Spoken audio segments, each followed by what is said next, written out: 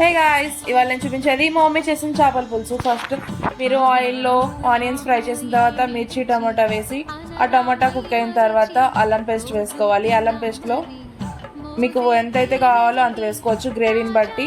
దాని తర్వాత అల్లం పేస్ట్ బాగా ఫ్రై అయిన తర్వాత టమాటా ఆనియన్ నువ్వులు పేస్ట్ వేసుకోండి. మేము కొబ్బరైనా వేసుకోవచ్చు నువ్వుల బదులు, టేస్ట్ బాగుంటుంది నువ్వులు వేసుకుంటే.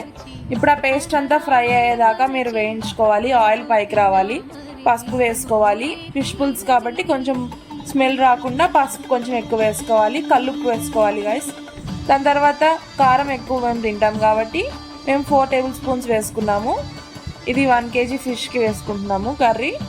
సో మీరు తర్వాత కారం మీ టేస్ట్ తగ్గట్టు వేసుకోవచ్చు. బాగా ఫ్రై అయిన తర్వాత ఆయిల్ పైకి రావాలి.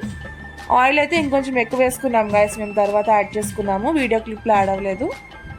దాని తర్వాత చింతపండు పులుసు మనం ఏది కొంచెం ఫ్రై అయిన తర్వాత వేసేసుకోవాలి.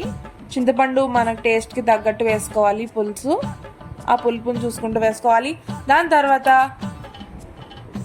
ఆ పులుసు మనం బాయిల్ అయ్యేదాకా ఇంకా మనం అట్లా పొయ్యి మీద ఉంచాలి. పులుసు ఎంత ఎక్కువ వేసుకుంటే అంత బాగుంటుంది. అందులో ఫ్రెష్ కరివేపాకు వేసుకోవాలి.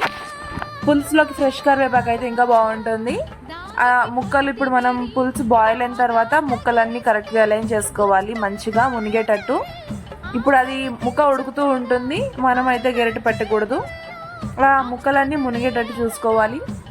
దాని తర్వాత ఉప్పు కారం సరిపోయా లేదో చూసుకొని మనం ఏమైనా తగ్గితే యాడ్ చేసుకోవాలి. ఇప్పుడు అంతా బాయిల్ అయిన తర్వాత మనం ఒకసారి అంతా చూసుకొని ముక్కల్ని కదుపుకోవాలి. అలా ఆయిల్ అంతా పైకి వచ్చిన తర్వాత మనం గెరిటితో కాకుండా ఇట్లా కదుపుకుంటే సరిపోతుంది. అంతే గాయస్, మా మమ్మీ స్టైల్లో ఫిష్ కర్రీ రెడీ. బాయ్.